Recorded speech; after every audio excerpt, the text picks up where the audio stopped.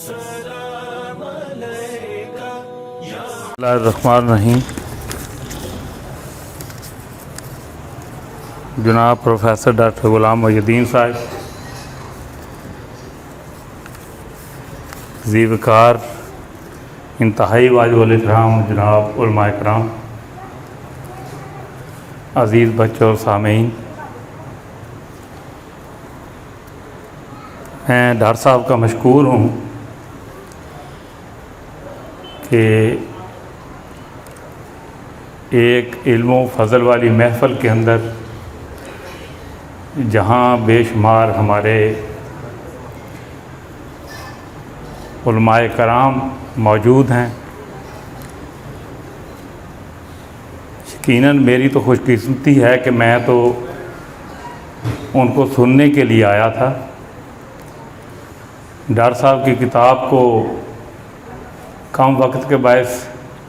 ایک دن میں نے پڑھا ہے،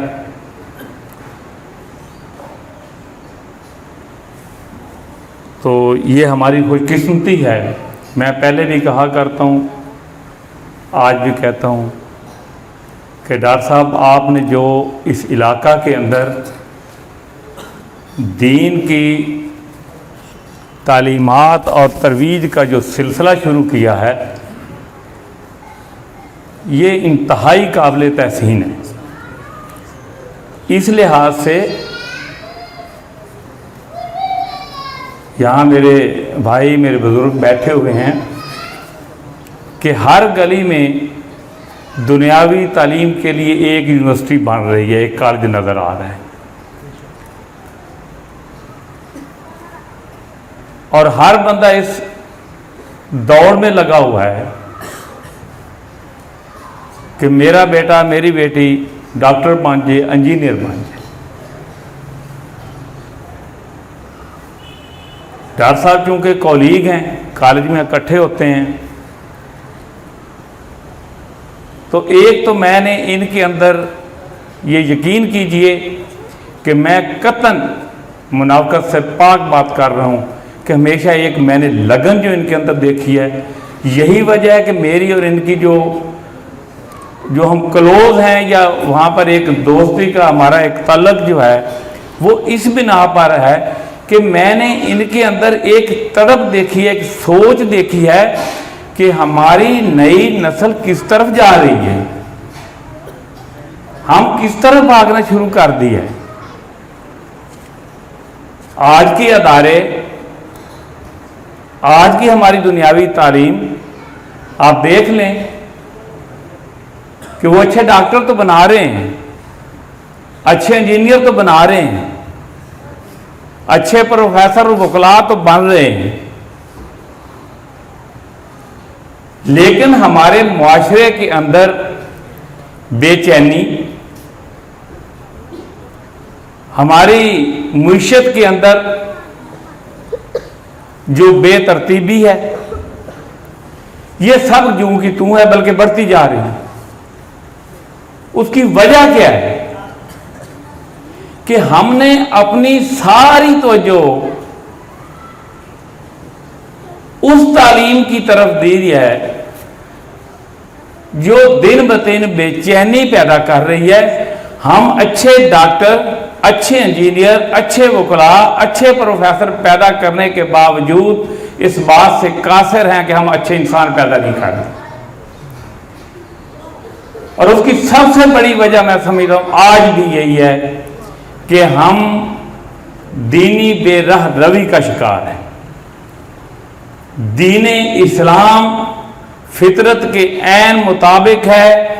اور کوئی ایسا نظام دنیا کے اندر نہیں ہے جس کی میں سمجھتا ہوں کہ 1400 سال پہلے نشاندہی نہ کر دی گئی، اس کو ترتیب نہ دیا گیا۔ میں ایک مثال دیتا ہوں کہ آج دیکھیں دنیا کے اندر سب سے بڑی جو ابتری ہے، بے چینی ہے، وہ معیشت ہے۔ اور دیکھیں 1400 سال پہلے صحابہ کرام کے دور کو، خلفائے راشدین کے دور کو، کہ جو ایک سال زکوٰۃ لیتا تھا وہ اگلے سال زکوٰۃ دینے کے قابل ہو جاتا تھا۔ یہ تھا اسلام کا معاشی نظام۔ ساری بے چینی دور ہو جاتی ہے۔ اسی طرح آپ سیاسی بے چینی دنیا کے اندر دیکھ رہے ہیں، تو مجلس شورا کا جو تصور اسلام نے دیا ہے، آج بھی اس پر عمل کر کے دیکھ لیں، سب کچھ حاصل ہو سکتا ہے۔ تو ڈاکٹر صاحب، یہ ہماری خوش قسمتی ہے، ہماری خوش بختی ہے کہ اس نئی نسل کو دینی تعلیمات سے روشناس کرانے کے لیے اور اس علاقہ کی جو خدمت آپ دینی تعلیمات کے حوالے سے کر رہے ہیں، اللہ تعالیٰ یقیناً اس کا آپ کو اجر دے گا۔ آپ نے ذکر کیا کہ میں نے ایک مختصر سی کتاب لکھی ہے۔ ڈاکٹر صاحب، میرے نزدیک کتابوں کو جو دیکھا جاتا ہے، یہ صفحات میں نہیں دیکھا جاتا، موضوعات کے نقطہ نظر سے دیکھا جاتا ہے۔ آپ نے 40 کی جو تشریح دین اسلام کے حوالے سے کی ہے، بہت خوبصورت انداز میں، اور پھر جن موضوعات کو آپ نے چنا ہے، ان کا احترام ہو، تقوی ہو، توکل ہو، شکر ادا کرنا ہو، خدمت خلق ہو، قناعت ہو، اور تربیت اولاد ہو، یعنی 40 موضوعات کے اوپر آپ نے قلم اٹھایا ہے۔ آپ یقین کیجئے کہ یہ 40 موضوعات اس اہمیت کے حامل ہیں کہ اگر ان کی امپلیمنٹیشن ہم صحیح معنوں اپنی زندگیوں پر کر لے تو ہمیں مزید کسی چیز کی ضرورت ہی باقی نہیں۔ اور پھر سب سے خوبصورت جو انداز آپ نے جس سے آغاز کیا ہے، حسن و جمال، اور اس میں 2 الفاظ میں نے بڑا غور کیا ہے کہ ظاہری اور باطنی، کہ ان تمام اقدار کے اوپر جن کا ذکر کیا ہے، جن کو موضوع آپ نے بنایا ہے، اگر ان کے اوپر ہم عمل کر بھی لیں، لیکن آپ کے بقول جس سے آغاز کیا ہے کتاب کا کہ اگر ہم صرف ظاہری طور پر کریں اور باطن کو چھوڑ دیں تو مقاصد تو ہم پھر بھی حاصل نہیں کر سکتے۔ باطن تو وہ چیز ہے جس کو پاک کرنے کی ضرورت ہے۔ میں ظاہری نمود و نمائش کے لیے لوگوں میں راشن بھی تقسیم کر رہا ہوں، میں سجدے پہ سجدہ بھی دیا جا رہا ہوں، میں غریب کو کھانا بھی دے رہا ہوں، لیکن مقصد میرا کیا ہے کہ مجھے دنیا اچھا کہے۔ ایک مسلمان کے لیے یہ کافی نہیں ہے۔ جو دوسرا حصہ آپ کا موضوع کا ہے کہ باطن،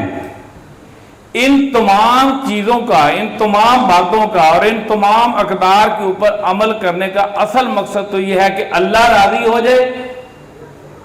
اور یہ میں سب کچھ خدا کے لیے کروں، خدا کو راضی کرنے کے لیے کروں۔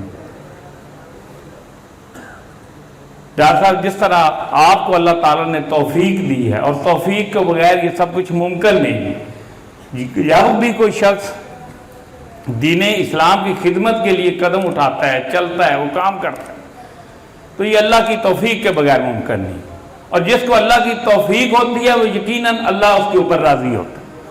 یہ ہمارے ایمان کا حصہ ہے کہ اللہ اس کے اوپر راضی ہوتا ہے تو پھر اس کو توفیق ہوتی ہے۔ میری دعا ہے، میں علماء کرام اور آپ لوگوں کے درمیان زیادہ دیر حائل نہیں ہونا چاہتا، میں ایک کم علم شخص ہوں اپنے علماء کرام کے سامنے ان موضوعات کے اوپر بات کرتے ہوئے، تو میری تو دعا ہے کہ یہ سلسلہ ڈاکٹر صاحب آپ نے جو شروع کیا ہے، اللہ تعالیٰ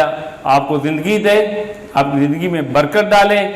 اور یہ سلسلہ جاری اور ساری رہے، کیونکہ ہمارے علاقے کے لیے یہ کسی غنیمت سے کم نہیں ہے، کیونکہ ہماری نئی نسل خاص طور پر جو ہے اس کو ان چیزوں کی انتہائی ضرورت ہے،